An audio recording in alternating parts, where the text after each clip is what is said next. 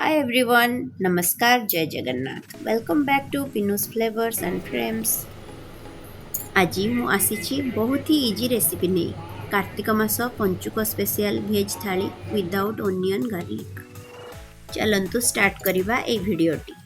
ଡାଲମା ବନେଇବା ଲାଗି ମୁଁ ପରିବାରେ ଗୋଟେ ବଡ଼ ଖଣ୍ଡ କଖାରୁ, ଗୋଟେ କଦଳୀ, ଗୋଟେ ବାଇଗଣ, ଗୋଟେ ମୂଳା, କାଙ୍କଡ଼ ଦୁଇଟି, ଗୋଟେ ଆଳୁ ନେଇଛି।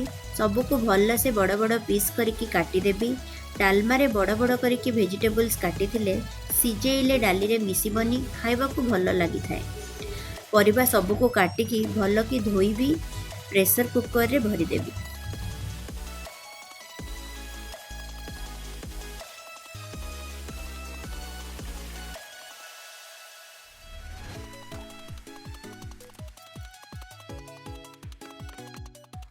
ଏବେ ମୁଁ ପରିବା ହିସାବରେ ଡାଲି ନେଇଛି 2 ବଡ଼ କପ୍।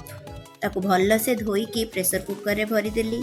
ନର୍ମାଲି ମୁଁ ଅଧିକ ଡାଲି ନେଇଥାଏ, ବେଶୀ ପରିବା ହୋଇଗଲେ ଡାଲିର ସେତେ ସ୍ୱାଦ ଆସେନି। ସେଥିପାଇଁ ଧ୍ୟାନ ରଖିବେ ଯେମିତି ପରିବା କ୍ୱାଣ୍ଟିଟିକୁ ଦେଖିକି ଡାଲି ନେବେ। ଏବେ ସେଥିରେ ସ୍ୱାଦ ଅନୁସାରେ ଲୁଣ, ହଳଦୀ ଦେଇଦେବି। ଅଦା ଖଣ୍ଡେ ଛେଚିକି କିମ୍ବା ଗ୍ରେଟ୍ କରିକି ଦେଇଦେବେ। 3ରୁ 4ଟି ତେଜପତ୍ର ଦେଇ ପ୍ରେସର କୁକରକୁ ବନ୍ଦ କରିକି 2ଟା ହୁଇସିଲ୍ ଆସିବା ଯାଏଁ ମିଡ଼ିୟମ୍ ଆଞ୍ଚରେ ଗ୍ୟାସ୍ରେ ବସେଇଦେବି। ପ୍ରେସରରେ 2ଟି ହୁଇସିଲ୍ ଆସିବା ଭିତରେ ମୁଁ ଚିପ୍ସ ଲାଗି କଲରା ଆଉ ଆଳୁ କାଟି ଦେଉଛି। କଲରା ଆଳୁକୁ ଗୋଲ ଗୋଲ କରିକି କାଟିଦେଲି। ତାକୁ ଭଲସେ ଧୋଇକି ସେଥିରେ ସ୍ୱାଦ ଅନୁସାରେ ଲୁଣ, ଅଳ୍ପ ହଳଦୀ, ଚିଲି ପାଉଡ଼ର, 2 ଟେବୁଲ୍ ସ୍ପୁନ୍ର ଚାଉଳ ଚୁନା, 2 ଟେବୁଲ୍ ସ୍ପୁନ୍ର ବେସନ, 2 ଟେବୁଲ୍ ସ୍ପୁନ୍ର କର୍ଣ୍ଣଫ୍ଲାୱାର, 2 ଟେବୁଲ୍ ସ୍ପୁନ୍ର ଧଳା ରାଶି ପକାଇକି ଭଲସେ ଗୋଳେଇକି ରଖିଦେବି।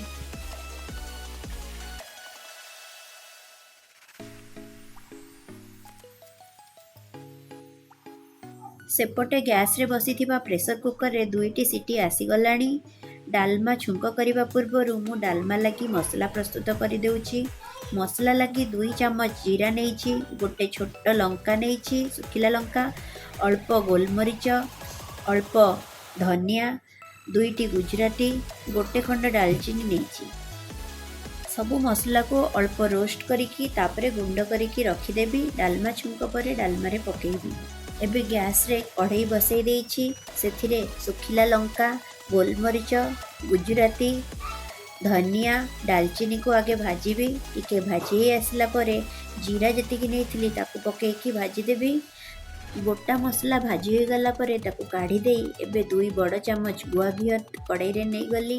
ସେଥିରେ 2ଟି ଶୁଖିଲା ଲଙ୍କା, ଅଳ୍ପ ଜିରା, ଅଳ୍ପ ହେଙ୍ଗୁ ଦେଇକି ଡାଲମାକୁ ଛୁଙ୍କ କରିଦେବି। ଆପଣମାନେ ଡାଲମା ଛୁଙ୍କ ଦେଲା ବେଳକୁ କେବେ ବି ହେଙ୍ଗୁଟାକୁ ସ୍କିପ୍ କରିବେନି। ହେଙ୍ଗୁ ପକାଇବା ଦ୍ୱାରା ଡାଲମାର ବହୁତ ଭଲ ବାସ୍ନା ଆସିଥାଏ ଆଉ ସ୍ୱାଦ ବି ବଢ଼େଇଥାଏ।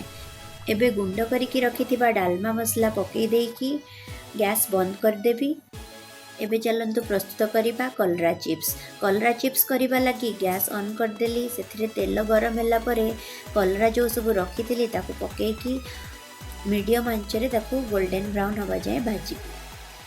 ଏଠି ମୁଁ ଅଳ୍ପ ତେଲରେ ଅଳ୍ପ ଅଳ୍ପ କରି 2-3 ଥରରେ କଲରା ଗୁଡ଼ାକୁ ସବୁ ଛାଣି ଦେଇଛି। ଏବେ ଆମର ପ୍ରସ୍ତୁତ ହୋଇଯାଇଛି କଲରା ଚିପ୍ସ। ଏବେ ଚାଲନ୍ତୁ ବନେଇବା ଟମାଟୋ ଖଟା। ଟମାଟୋ ଖଟା ବନେଇବା ଲାଗି ମୁଁ ବହୁତ ସାରା ଟମାଟୋ ନେଇଛି, କାଟି ଦେଇଛି। ଅଳ୍ପ ଖଜୁରୀ ଆଉ 2ଟି କଞ୍ଚା ଲଙ୍କା ଆଉ ଖଣ୍ଡେ ଅଦାକୁ ଗ୍ରେଟ୍ କରିକି ନେଇଯାଇଛି। ଏପଟେ ଗ୍ୟାସ୍ରେ କଡ଼େଇ ବସାଇଦେଲି। ତେଲ ଗରମ ହେଲା ପରେ ସେଥିରେ ପଞ୍ଚଫୁଟଣ ଦେଲି, ଅଳ୍ପ ହେଙ୍ଗୁ ଦେଲି। ପଞ୍ଚଫୁଟଣ ଫୁଟିଗଲା ପରେ କାଟିକି ରଖିଥିବା ଅଦା, ଭୃସଙ୍ଗ ପତ୍ର ଆଉ ଲଙ୍କା ଦେଇଦେବି। ତାପରେ କାଟିକି ରଖିଥିବା ଟମାଟୋ ଗୁଡ଼ାକୁ ପକାଇଦେବି।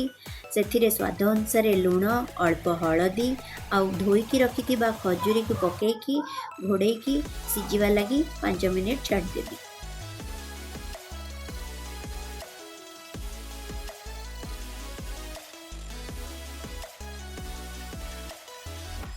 ପାଞ୍ଚ ମିନିଟ୍ ହୋଇଗଲାଣି। ଦେଖନ୍ତୁ କେତେ ଭଲସେ ଟମାଟୋ ଖଜୁରୀ ସିଝି ଯାଇଛି। ଏବେ ଆମେ ସ୍ୱାଦ ଅନୁସାରେ ଗୁଡ଼ ପକାଇଦେବା ଆଉ ତାକୁ ଭଲସେ ଗୋଳେଇକି ପୁଣି ଥରେ ଆଉ 5 ମିନିଟ୍ ସିଝିବା ଲାଗି ଛାଡ଼ିଦେବା।